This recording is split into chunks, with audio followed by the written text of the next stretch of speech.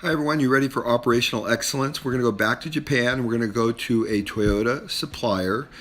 And what the supplier does, they get large coils of steel right from the mill. They slit those coils of steel down. They turn them into flat sheet stock as well as coils. And then they sell them to secondary suppliers to Toyota that make different kinds of parts. It's a very visionary company. It's an amazing company. And you're going to see some awesome stuff. So here we go. Let's get going. First of all, here are the typical automotive parts that are made out of the material that they supply to sheet metal stampers. So they have a nice little display here showing the different components and where they belong on the car. So their employees know what they're fabricating, whether it be the housing for a transmission or whatever it is. Now, this is at the very end of the line.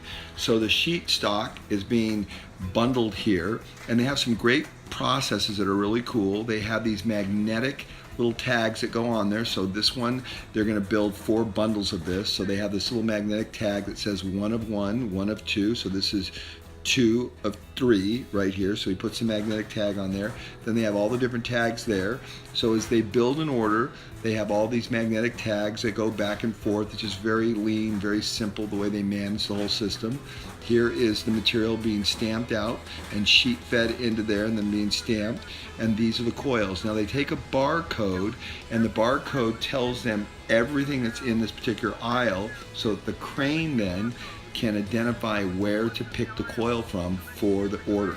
Now all the steel, this is only 3 days worth of steel. They blow through this pretty quickly. Every work order has a barcode on it as well, and that barcode, once it's scanned, tells you exactly where the coil is that they need to pick with the crane.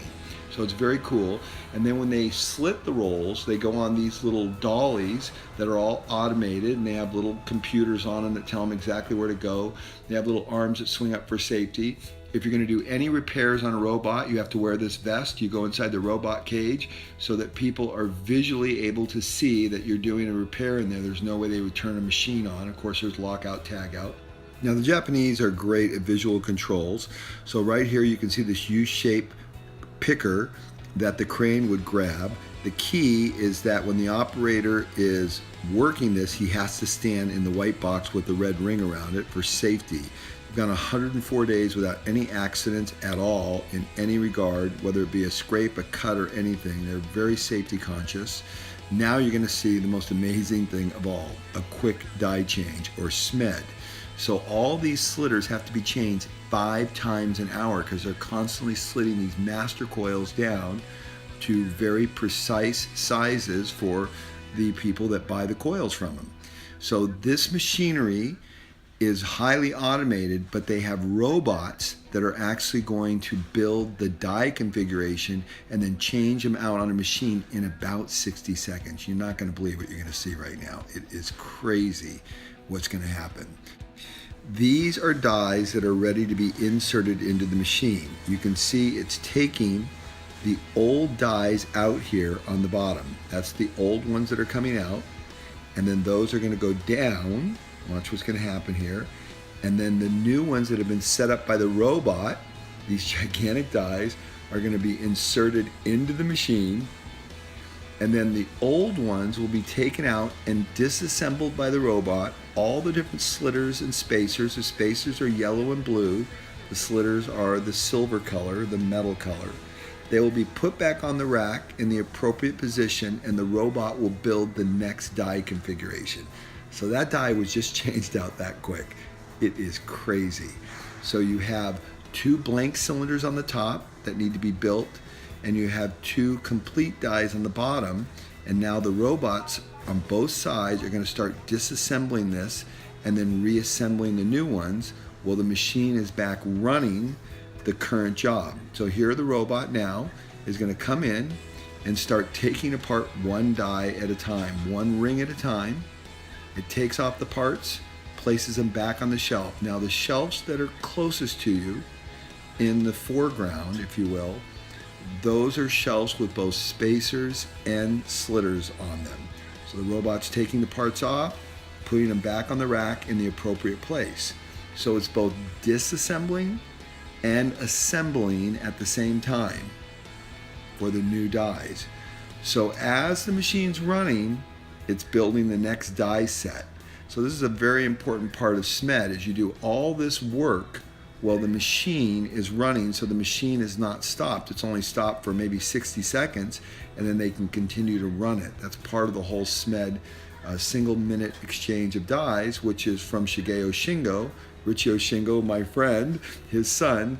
I've went over this so many times with him and watched it so many times side by side with him when I was on the factory floor. It seems like second nature now. I've seen it so much. But it's pretty cool, the automation and the sophistication that I see every time I go to Japan. I mean, they make everything look so easy. And it just happens. Everything just runs like clockwork. Rarely do you ever see them miss a beat. Then we went over to some of their tool panels, very cool. They have everything shouted out, and then if someone takes a tool, that's their name badge up on top. It's magnetic, it just sticks to it. For safety, you have to point both directions before you go across a crosswalk. I love this about Japanese culture. You see the train operators do this as well when they're operating. Now this was really cool. So each one of these stacks represents a different truck and a different driver. Every day, the driver is analyzed by computer on his driving. In addition, they all take a breath analysis before they drive. That's the small square tag. It's stamped, it shows the analysis, and then a supervisor is signed off on it. It also measures their speed. The max speed they can go on the side roads is 60 kilometers, 80 on a freeway, and it analyzes where they've done that. It even tells them if they're getting an A, B, or C on their driving. This guy got a C because 3 times in 1 hour, he revved up the gas a little too high, so he got a little lower score. They spend 1 hour a week training their drivers in training. They're so serious about teaching and training their people. That's what I love about coming to Japan, is seeing how methodical they are. Now, this was my favorite thing of the whole place. So here we have are all the tape measures that all the employees use every day with their name on it. They have a cubby. All the tape measures are standardized.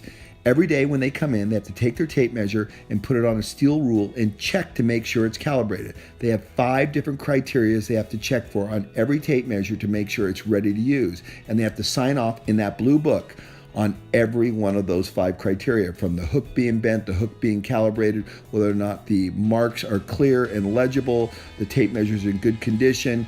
Everything has to be just right, because if they do the process of measuring and it's off in one place, they've potentially wasted thousands and thousands of dollars. So what do? They make sure the tape measures are accurate, so they build quality into the process. This is what TPS is all about, making sure quality is at every step. So hopefully you've enjoyed this quick little tour of a metal fabricator in Japan. Operational excellence is fun for me to look at, learn from, and experience. I always think to myself, wow, I have so far to go. These people just have it all figured out. But it sure is fun learning and experiencing excellence at this level in Japan. We'll see you next time.